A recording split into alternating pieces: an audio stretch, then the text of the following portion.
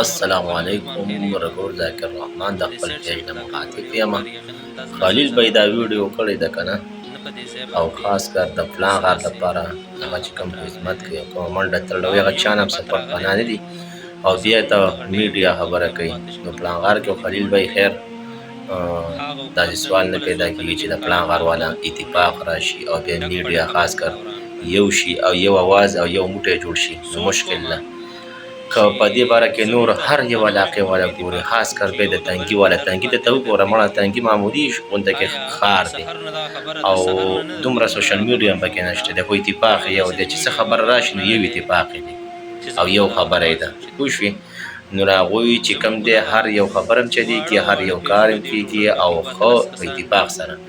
او زموږ د پلانغار مشکل ده، مونږ پلانغار والا بس چې کوم دی تاویلي ماویلي او یو بل او دا قصې قطارو ته پرې د دوی اتفاق نه راځي او بیا سوشل میډیا مړه موقع ته چې کوم دی دوی هېڅ کله هم ځان نه رسوي او نو چې کوم دی ورتلی هم شي مړه ورتلی هم نه شي.